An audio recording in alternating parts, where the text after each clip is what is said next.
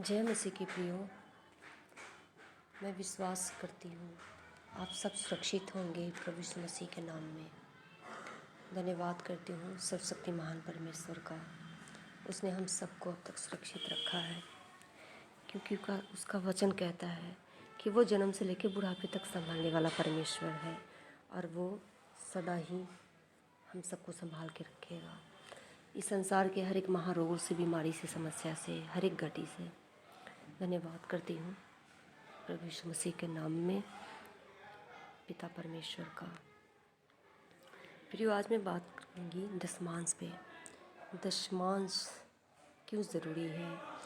कुछ लोग कहते हैं दशमांश पास्टर लेते हैं, पास्टर मांगते हैं, पास्टर बहुत कलीसिया में जो लोग जाते हैं उनको पास्टर सबको मतलब कि टीच करते रहते हैं, टीचिंग दशमांश के ऊपर ज़्यादा देते हैं। तो देखिए, पास्टर जो होते हैं, जो भी चर्च के पास्टर होते हैं, वो अपने लिए दशमांश को नहीं मांगते, वो आपके भले के लिए दशमांश को कहते हैं। वो दशमांश परमेश्वर का है और ये पुराने टाइम से ही है। दशमांश हमें देना बहुत ज़रूरी है। अगर हम दशमांश हम परमेश्वर को क्या दे सकते हैं? वो सृष्टिकर्ता, वो सब कुछ करने वाला परमेश्वर है। उसने पूरी संसार, पूरी कायनात को उसने बनाया अपने शब्दों से और अपनी समानता, अपने स्वरूप में अपने हाथों से मनुष्य जाति को बनाया। अपनी जीवन का श्वास उनके अंदर दिया है, हमारे मनुष्य जाति को, हम सबको। तो वह हमसे दशमांश क्यों चाहता है? वो हमारे भले के लिए चाहता है। जो दशमांश हम देते हैं, उस दशमांश क्यों देना चाहिए? वो दशमांश हमारे बरकतों के लिए, हमारी उन्नति के लिए है। दशमांश हमें बहुत सी चीज़ों से बचाता है और सबसे ज़्यादा किन चीज़ों में वो बचाता है, मैं आपको वचन बताऊंगी। मलाकी 3:8। क्या मनुष्य परमेश्वर को धोखा दे सकता है? पर देखो, तुम मुझको धोखा देते हो और तो भी पूछते हो, हमने किस बात में तुझे लूटा है? दशमांश और उठाने की भेंटों में तुम पर भारी श्राप पड़ा है, क्योंकि तुम मुझे लूटते हो, वरन सारी जाति ऐसा ही करती है। यहोवा यूँ कहता है कि ऐसा करके मुझे परखो कि मैं आकाश के झरोखे तुम्हारे लिए खोल कर तुम्हारे ऊपर अपरंपार आशीष की बारिश करता हूँ कि नहीं। मैं तुम्हारे लिए नाश करने वालों को ऐसा घुड़कूंगा कि वह तुम्हारी भूमि की उपज नष्ट ना करेंगे। तो परमेश्वर साफ साफ अपने पवित्र वचन में कह रहे प्रियो, दशमांश के लिए। बहुत से लोग हैं सिर्फ ऑफरिंग देते हैं, बीज बोते हैं, पर दशमांश नहीं देते। क्योंकि अगर किसी की सैलरी 20,000 है तो 20,000 का 10% कितना बना? 2,000। तो कुछ लोगों को सोचते, अरे मैं 2,000 दे दूँगा तो मेरा ये काम रुक जाएगा, वो काम रुक जाएगा, मतलब कि उनका बैलेंस, बजट ख़राब हो जाएगा। ये चीज़ पहले उनके माइंड में आती है कि उनका बजट ख़राब होगा, पर ऐसा नहीं है। उनका बजट ख़राब नहीं होगा। हम उस दशमांश को अपनी कमाई से देते, अपनी सैलरी में से निकालते, उससे परमेश्वर के लिए, राज्य के लिए, कि उसका राज्य बढ़े, उसका काम, उसका कार्य हो। तो वो परमेश्वर जो बच जाता है ना हमारे पास भी हो, उस पे इतना वो आशीष देता है कि उसी में से हमारे सारे काम हो जाते हैं और फिर भी धन, हमारे पास बहुत सा धन बच जाता है। अगर हम दशमांश निकालते हैं तो हमारे को किसी चीज़ में शैतान हमें हाथ नहीं लगा सकता। खास करके वो ना हमारे धन संपत्ति को अटैक कर सकता, ना हमारे किसी बीमारी, परेशानी, समस्या में डाल सकता है। अब कुछ लोग हैं जो दशमांश नहीं देते और चर्च जाते हैं, प्रभु का वचन भी बिल्कुल, संडे सर्विस भी बिल्कुल अटेंड करते हैं, बीज ऑफरिंग देते, पर 10% नहीं देते, 10% में पीछे हो जाते हैं। और जब उनके जीवन में प्रॉब्लम रहती ही है, कुछ प्रॉब्लम आती है उनकी लाइफ में, तो वो सीधा क्वेश्चन करते हैं पादरी से, पास्टर जी हमने तो 10% भी दिया, ऑफरिंग भी देते हैं, बीज भी देते हैं, संडे सर्विस बिल्कुल देते हैं, और फिर भी मेरे पास ये प्रॉब्लम है, ऐसा कहते हैं। पर ये नहीं कहते कि ये प्रॉब्लम आई कहाँ से, ये प्रॉब्लम कैसे आती है। अगर किसी ने आपका पैसा लिया हो और वो कहता है कि मैं वापस कर दूंगा 2-4 महीने में ही, अगर वो डिले कर रहा है, नहीं वापस कर रहा है, तो क्यों वापस नहीं कर रहा है? क्योंकि कहीं ना कहीं आपने तो उसको दे दिया, उसकी सहायता की, उसकी मदद कर दी, आपने उसकी हेल्प करी कि वह बंदा विश्वासी है, भरोसे का है, चलो मांग रहा है, इसकी ज़रूरत होगी तो मैं देता हूँ।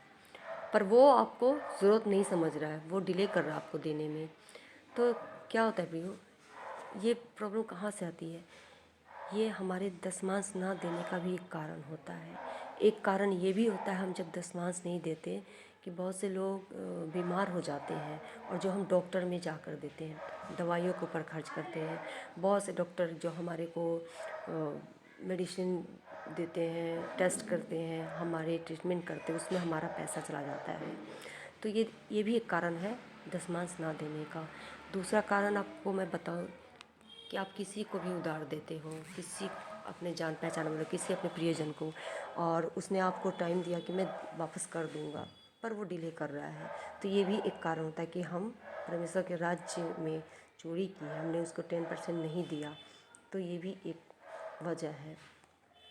दशमांश आप दे कर देखो, आप बो कर देखो परमेश्वर के राज्य में, इस चीज़ की बहुत आशीष है। आप उस परमेश्वर के राज्य में अगर आप 10 रुपये देते हो तो वो परमेश्वर 100 रुपये वापस करने की सामर्थ्य रखता है। वो हमारे दशमांश को नहीं चाहता, वो हमारे ईमानदारी को चाहता है, वो हमारे सच्चा ईमानदार हृदय को चाहता है कि हमारा हृदय, हमारा आत्मा उसके प्रति कितना साफ़ है, हम कितने ही उसके लिए हमारे अंदर भूख और प्यास है। तो इस चीज़ को वो परखता है।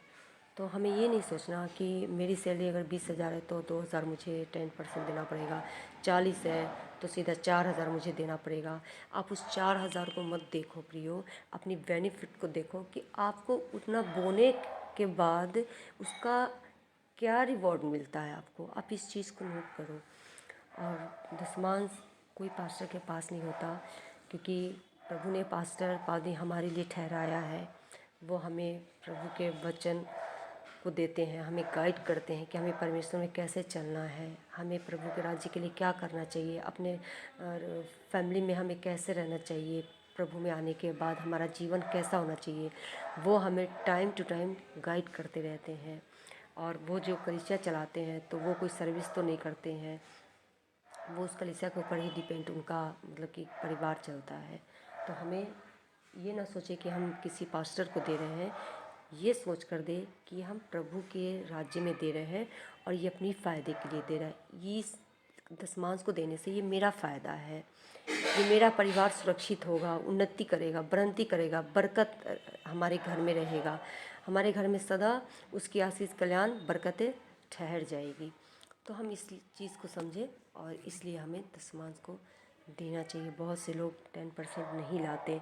मैंने बहुत से कई बार, मैं किसी का नाम नहीं लेना चाहूँगी, पर जब मैं कलीसिया में जाती हूँ, बहुत से लिफाफ जो होते हैं वैसे ही खाली खाली बकेट में डाले होते हैं, उसमें कोई पैसा नहीं होता, कोई ऑफरिंग नहीं, कोई बीज नहीं, कोई दशमांश नहीं। कुछ लोग हैं 100% से मैं बताऊंगी, मतलब कि 40% है लोग जो अब ईमानदारी से अपने 10% को देते हैं परमेश्वर के राज्य में। तो आप ईमानदारी से परमेश्वर के राज्य में दशमांश दीजिए। ऑफरिंग बेशक ना दीजिए, बीज आपके ऊपर डिपेंड करता है कि आप कितना दे सकते हैं, ऑफरिंग क्या दे सकते हैं, पर दशमांश की चोरी हमें नहीं करनी है। दशमांश जितना बनता है उतना हमें देना ही देना है। आपके पास जो बैलेंस रह जाता है दशमांश देने के बाद, तो आप चिंता ना करें कि इसमें मेरा पूरा खर्चा हो पाएगा या नहीं। वो परमेश्वर के लिए है, वो प्रभु इंतज़ाम करेगा आपके लिए। आपको सिर्फ खुले मन से उसके राज्य में देना है, बाकी वो सब कुछ मुहैया करने वाला परमेश्वर है। वो हर एक ज़रूरतों को पूरा करता है और हमारे मांगने से ज़्यादा और सोचों से बढ़कर देता है। मैंने इस चीज़ को आजमाया है प्रियो, इसलिए मैं आपको गाइड करती हूँ। आप लोग दशमांश को बोइए और